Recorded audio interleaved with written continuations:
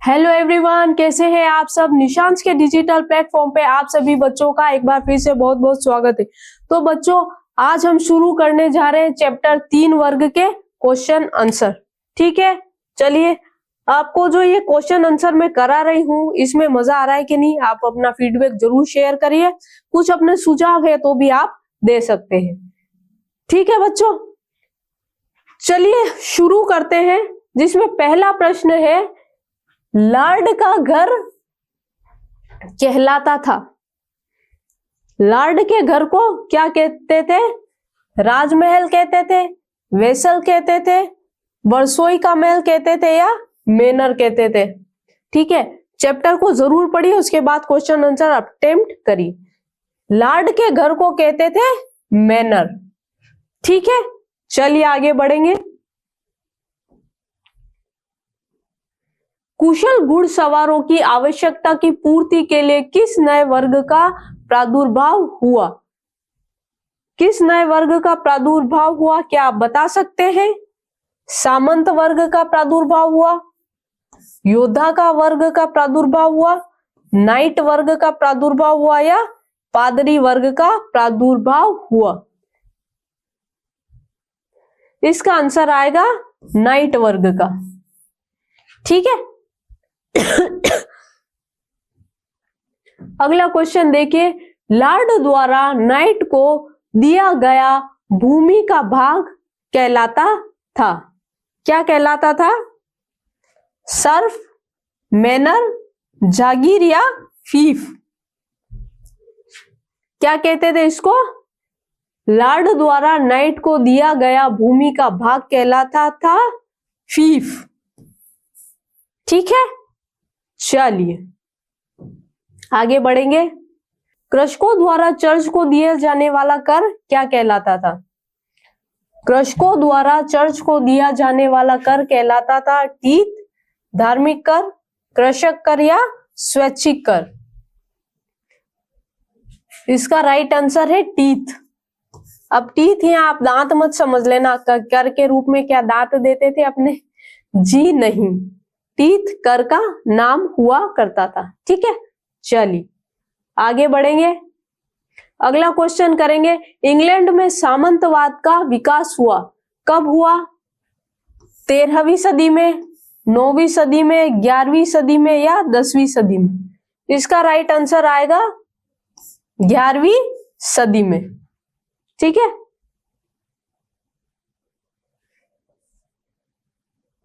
कौन सी सदी में हुआ था सामंतवाद का विकास? 11th सेंचुरी में। समझ गए बात को? चलिए आगे बढ़ेंगे। अगला क्वेश्चन देखिए। सामंती समाज के रचयिता कौन थे? Mark block. ठीक है, चलिए अगला क्वेश्चन करेंगे। मार्क ब्लॉक क्यों प्रसिद्ध थे?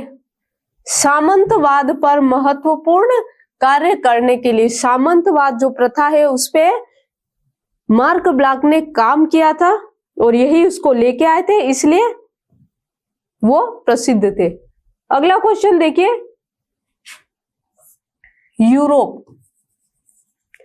यूरोप में काश्तकार कितने प्रकार के होते थे? 2 प्रकार के होते थे, एक तो स्वतंत्र किसान तथा कृषिदास। क्वेश्चन ये पूछ रहा है कि कृषि करने वाले जो लोग थे वो किस प्रकार के होते थे। तो एक तो स्वतंत्र होते थे जो खुद की खेती करते थे, और दूसरे कृषि दास होते थे, है ना, जिनको दास रखा जाता था और कृषि करवाई जाती थी। ठीक है, आगे चलेंगे। 1614 के बाद फ्रांस की स्टेट्स जनरल का अधिवेशन कब हुआ? कब हुआ? 1789 ईस्वी में।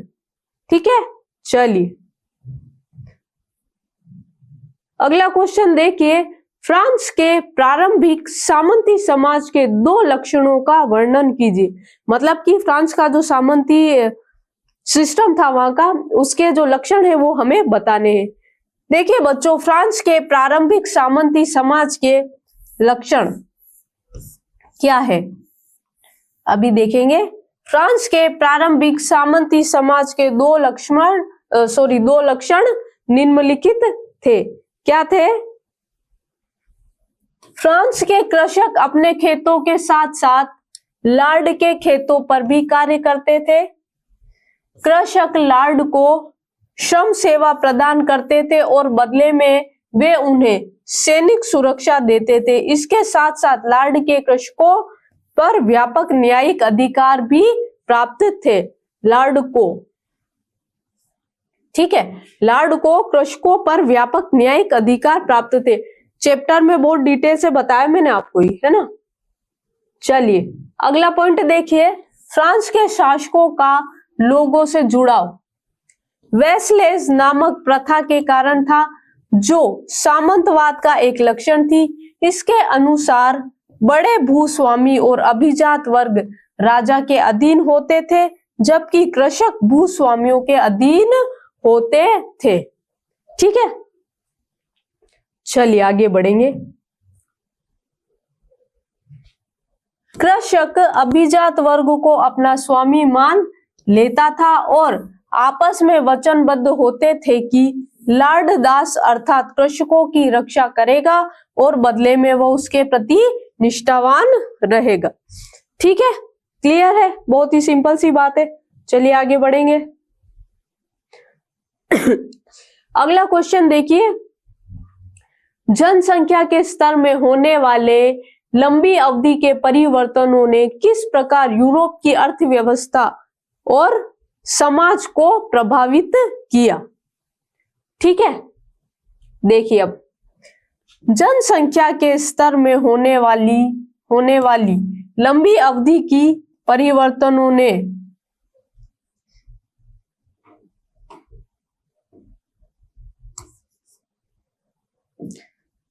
जनसंख्या के स्तर में होने वाले लंबी अवधि के परिवर्तनों ने निम्न प्रकार से यूरोप की अर्थव्यवस्था और समाज को प्रभावित किया। ठीक है, जनसंख्या ने किस प्रकार प्रभावित किया ये हम देखेंगे। चलिए आगे बढ़ेंगे। देखिए बच्चों, जनसंख्या में हो रही निरंतर वृद्धि से तत्कालीन यूरोपीय अर्थव्यवस्था को प्रत्येक दृष्टि से प्रभावित किया। किसी भी देश की पॉपुलेशन बढ़ती है तो उसका भार हर क्षेत्र पर पड़ता है। ठीक है, यूरोप की जनसंख्या जो 1000 ईस्वी में लगभग 420 लाख थी, बढ़कर 1200 ईस्वी में लगभग 620 लाख हो गई और 1300 ईस्वी में 730 लाख हो गई। आगे देखिए, 13वीं सदी तक एक और औसत यूरोपीय 8वीं सदी की अपेक्षा 10 वर्ष अधिक लंबा जीवन जी सकता था। पुरुषों की तुलना में महिलाओं की जीवन अवधि छोटी होती थी। इसका मुख्य कारण आहार की प्राप्ति थी। पुरुषों को महिलाओं की अपेक्षा अच्छा भोजन मिलता था। ठीक है, चलिए, इसलिए पुरुषों की क्या थी, जीवन अवधि लंबी थी और महिलाओं की जीवन अवधि छोटी थी। आगे बढ़ेंगे। 11वीं सदी में यूरोप में जब कृषि का विस्तार हुआ और वह अधिक जनसंख्या का भार सहने में सक्षम हुई तो नगरों में भी वृद्धि होने लगी। नगरों में हाट बाजार व वाणिज्य केंद्र विकसित हो गए। ठीक है, चलिए अगला देखेंगे। अर्थव्यवस्था ने गतिशीलता धारण कर ली। लोग नगरों में आकर रहने लगे। कालांतर में पश्चिम एशिया के साथ व्यापारिक मार्ग स्थापित हो गए। ठीक है, चलिए आगे बढ़ेंगे। 14th सेंचुरी में क्या हुआ देखिए। 14th सेंचुरी में तीव्र जनसंख्या वृद्धि के कारण उपलब्ध संसाधन कम पड़ गए, जिसके फलस्वरूप यूरोप में भीषण अकाल पड़े। इसके पश्चात ब्यूबोनिक प्लेग महामारी के कारण यूरोप में लाखों लोग मारे गए। फलस्वरूप जनसंख्या घटकर 1400 ईस्वी में केवल 450 लाख रह गई। ठीक है, मतलब महामारी हुई, उसके बाद काफी लोगों की मृत्यु हो गई और जनसंख्या कम हो गई। जनसंख्या घटने से नगर बर्बाद हो गए और यूरोप का आर्थिक विस्तार धीमा पड़ गया। व्यापार और वाणिज्य में आर्थिक मंदी अच्छा गई। इससे लॉर्ड हुआ करते थे उनकी आय भी बुरी तरह प्रभावित हुई। मजदूरों की भारी मांग ने मजदूरी की दरें को 250% तक बढ़ा दिया। ठीक है, मजदूरों की क्या हो गई, भारी मांग बढ़ी। मांग बढ़ने से मजदूरों ने भी अपनी मजदूरी बढ़ा दी, है ना। चलो, जिससे महंगाई बहुत ज्यादा बढ़ गई और जो लॉर्ड थे उनकी इनकम कम हो गई। अब आगे देखिए, इसके फलस्वरूप अभिजात वर्ग ने धन संबंधी अनुबंधों को तोड़ दिया। इसका कृषकों को, विशेषकर पढ़े लिखे और समृद्ध कृषकों द्वारा हिंसक विरोध किया गया। जो बॉन्ड होते थे, उनके जो पार्टनरशिप होती थी, उसको लोगों ने तोड़ दिया। क्यों? क्योंकि धन की कमी हो गई थी। चलिए आगे बढ़ेंगे। अगला क्वेश्चन देखिए, नाइट एक अलग वर्ग क्यों बने और उनका पतन कब हुआ? ठीक है, नाइट।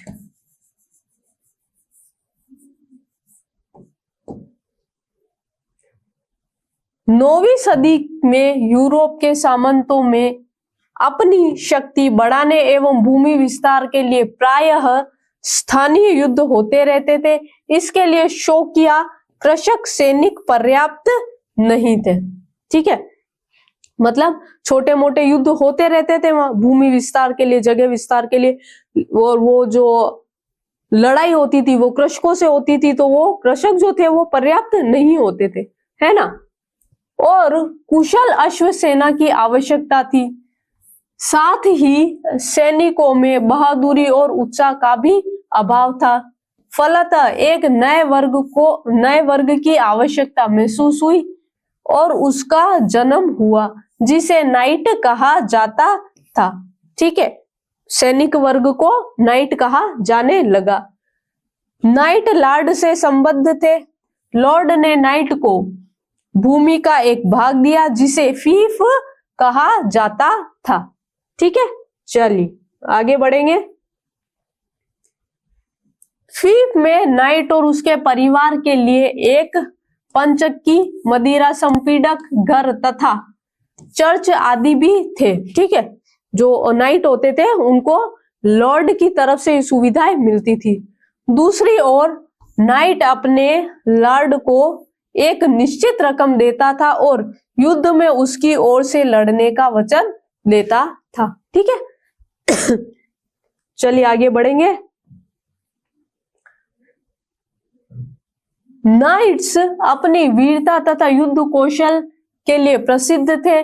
9वीं से लेकर 11वीं शताब्दी तक नाइट्स की प्रथा फलती फूलती रही, परंतु 12वीं शताब्दी में सामंतवाद के पतन के साथ ही नाइट्स वर्ग का भी पतन हो गया। जब सामंतवाद आया, वो सामंतवाद का पतन हुआ, उसके साथ साथ जो नाइट्स वर्ग था उसका भी पतन हो गया।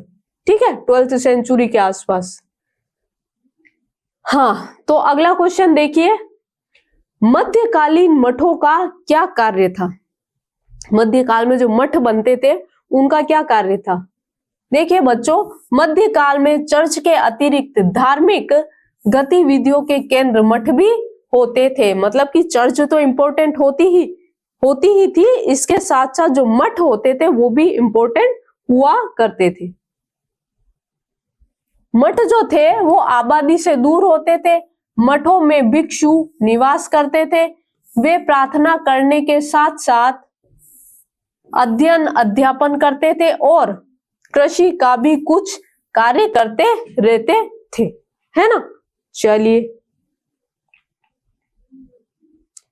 मठों का जो मुख्य कार्य था वो क्या था? धार्मिक प्रचार प्रसार करना था।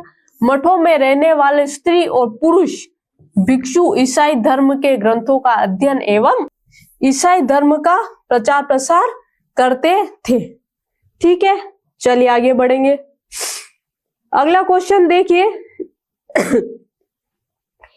मध्यकालीन फ्रांस के नगर में एक शिल्पकार के एक दिन के जीवन की कल्पना कीजिए और इसका वर्णन कीजिए। मध्यकालीन फ्रांस में अधिकांश लोगों का निवास गांवों में ही होता था। ठीक है, लोग कहाँ रहते थे? गांवों में।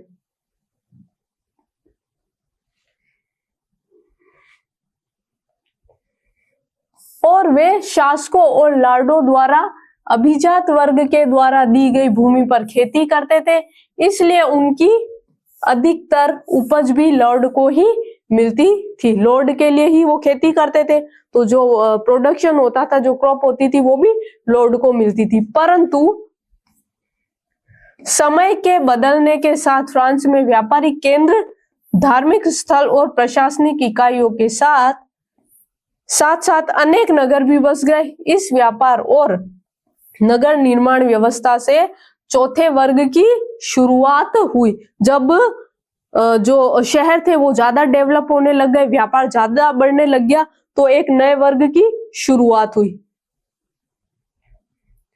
इन केंद्रों के समीप शिल्पकार, दस्तकार जैसे मिस्त्री, बढ़ई, लोहार, जुलाहे, चमड़ा रंगने वाले, अस्त्र शस्त्र निर्माता, शराब बनाने वाले आदि कई प्रकार के लोग बसने लगे।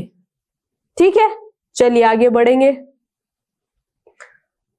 यदि किसी नगर के एक शिल्पकार या मिस्त्री को ले जो भवन निर्माण का कार्य करता था, तो यह अब दास न रहकर स्वतंत्र कार्य करने वाला और स्वतंत्र जीवन व्यतीत करने वाला व्यक्ति था। ठीक है, कोई बिल्डिंग का काम कर रहा है या भवन निर्माण का काम कर रहा है, तो उसको दास नहीं माना जाता था, वो उसका मतलब उसको स्वतंत्र माना जाता था, स्वतंत्र काम वो करता था। अब वह लॉर्ड को कर देकर उनकी भूमि पर बसे नगरों में रहता था। ठीक है, फिर भी उसको लॉर्ड को टैक्स देना पड़ता था। अब फ्रांस में विशिष्ट कौशल वाले व्यक्तियों यथा शिल्पकार की आवश्यकता बढ़ने लगी। आर्थिक आधार पर नगर के शिल्पकार जैसे लोगों की एक संस्था श्रेणी बन गई। शिल्पकार एक ग्रुप नया डेवलप हो गया। ठीक है, क्योंकि व्यापार बढ़ने लगा, शहर बढ़ने लगे, लोग बढ़ने लगे, तो एक नया वर्ग बन गया। आगे देखेंगे। प्रत्येक शिल्प या उद्योग एक श्रेणी के रूप में संगठित हो गया और प्रत्येक शिल्पकार अन्य शिल्पकारों की तरह इस संस्था का महत्वपूर्ण सदस्य था, जो अपने सदस्यों के हितों की रक्षा के लिए सदैव तत्पर रहता था। क्लियर है? आगे देखिए। श्रेणी एक ऐसी संस्था बन गई थी जो उत्पाद की गुणवत्ता, उसके मूल्य और बिक्री कर पर नियंत्रण रखती थी। नगरों के विकास और विस्तार से ये शिल्पी या व्यापारी अधिक अमीर और शक्तिशाली होने लगे और अभिजात वर्ग से प्रतिस्पर्धा करने लगे। मतलब व्यापारी वर्ग जो था इतना डेवलप हो गया कि जो अभिजात वर्ग था उससे इनका कंपटीशन होने लग गया। ठीक है, चलिए अगला क्वेश्चन करेंगे। फ्रांस के सर्फ और रोम के दास के जीवन की दशा की तुलना कीजिए। सर्फ क्या होता है? सर्फ होता है कृषक दास,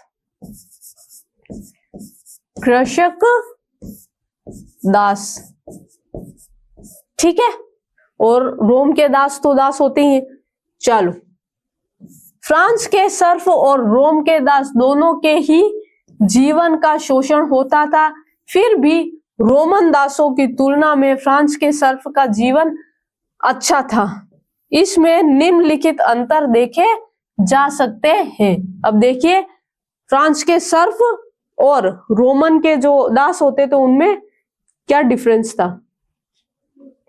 रोम में समाज के 3 वर्गों में सबसे निम्न वर्ग दास था।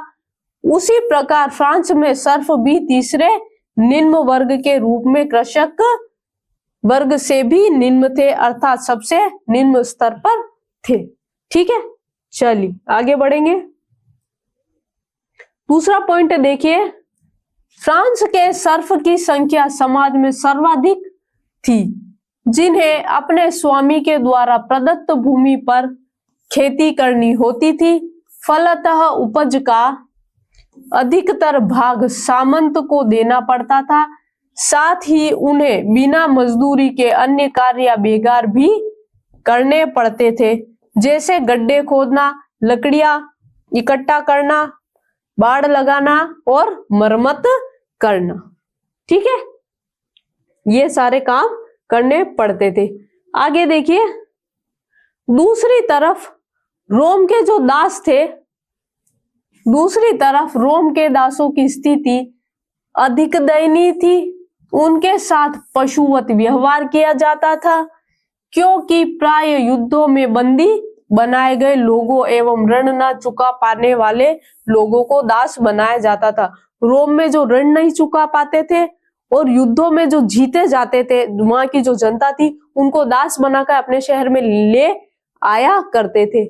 तो वो दास होते थे, तो उनकी स्थिति ज्यादा दयनीय थी, उनके साथ पशुवत व्यवहार किया जाता था। उनसे संपूर्ण दिन कठोर परिश्रम कराया जाता था और पेट भर भोजन भी नहीं दिया जाता था। ठीक है, चलिए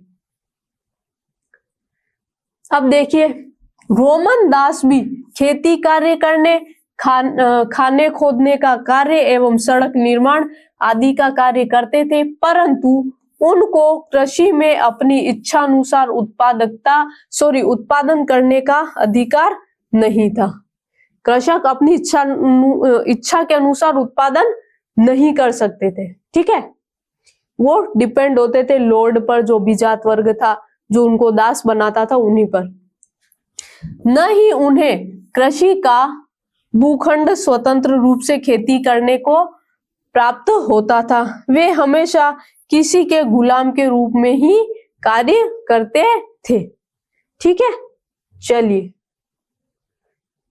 अब आगे देखिए, तीसरा पॉइंट, सर्फ के पास जीवन यापन और परिवार की देखभाल हेतु लॉर्ड की भूमि का एक भाग होता था, जिसमें से उपज का कुछ भाग उसके पास रह जाता था। रोमन साम्राज्य में ऐसी कोई व्यवस्था नहीं थी। फ्रांस में जो सर्फ होते थे, उनको जीवन यापन और परिवार की देखभाल के लिए लॉर्ड की भूमि का एक भाग दे देते थे, जिसमें से उपज का कुछ भाग जो था, जो कृषक होता था, वो अपने पास अपने भरण पोषण और अपने परिवार के भरण पोषण के लिए रख लेता था, जबकि रोम में ऐसी कोई व्यवस्था नहीं थी। क्लियर है? अगला देखिए, दास भूभाग पर खेती करते थे, जिसके बदले में उपज या धन प्राप्त नहीं कर सकते थे, बल्कि जो कुछ खाने को मिल जाता था वही पर्याप्त होता था।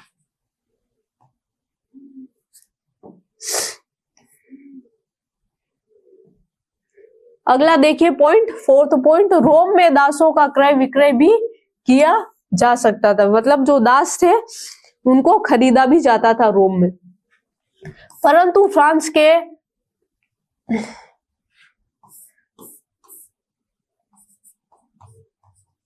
सर्फो, ठीक है, फ्रांस के जो सर्फ होते थे उनके साथ ऐसा नहीं था।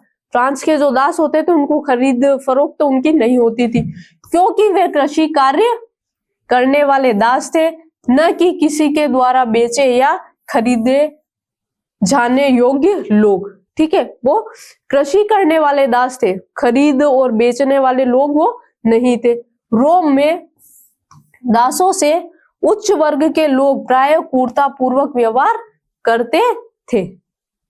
चलिए आगे बढ़ेंगे। जबकि साधारण लोग सहानुभूति रखते थे, फ्रांस में 100 से उच्च वर्ग के लोग भी सहानुभूति रखते थे, क्योंकि ये लोग उनको उपज का भाग उपलब्ध कराते थे।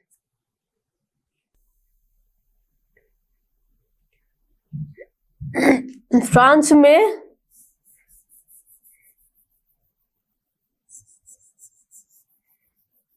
में जो कुछ उच्च वर्ग के लोग होते थे वो भी जो ये सर्फ होते थे इनसे सहानुभूति रखते थे, क्योंकि ये लोग उनको उपज का भाग उपलब्ध कराते थे। ठीक है, थोड़ा सा करेक्शन करेंगे हम इसमें। अगला पॉइंट देखिए, रोम में दासों को कारखानों, जलपोतों या कहीं भी कार्य पर लगाया जा सकता था और कभी कभी तो मनोरंजन के लिए उन्हें खूंखार जंगली जानवरों से भी लड़ाया जाता था, जिससे कभी कभी उनके प्राण भी चले जाते थे। ठीक है, इतना रोम में निर्दयता पूर्वक व्यवहार किया जाता था किसके साथ? दासों के साथ। अगला पॉइंट देखिए, जबकि फ्रांस के सर्फ केवल कृषि, पशुपालन, मकान बनाने, शराब बनाने, लकड़ी इकट्ठा करने जैसे कार्य ही करते थे। ठीक है, फ्रांस के जो दास होते थे उनके साथ इतनी दयनीयता नहीं होती थी। इस प्रकार फ्रांस के सर्फ और रोमन दासों की जीवन शैली में कोई विशेष अंतर नहीं था। हम यह कह सकते हैं कि दोनों का जीवन पशु जैसा ही था। लेकिन फिर भी फ्रांस के जो दास थे उनकी स्थिति रोमन साम्राज्य के जो दास थे उनसे काफी बेटर थी, अच्छा जीवन वो जीते थे। तो बच्चों 3 वर्ग के क्वेश्चन आंसर कंप्लीट हो चुके हैं। आई होप क्वेश्चन आंसर आपको समझ में आए होंगे। मैप बेस्ड क्वेश्चन आंसर जो है मैं आपको एक सिंगल सेशन में करवा दूंगी। ठीक है, अब हम मिलेंगे अगली क्लास में नए चैप्टर के साथ। तब तक आप पढ़ते रहिए, बढ़ते रहिए, निशांस के डिजिटल प्लेटफॉर्म पे बने रहिए। कोई फीडबैक है तो जरूर शेयर करिए और कोई सुझाव है तो जरूर दीजिए। मिलते हैं अगली क्लास में। Thank you so much.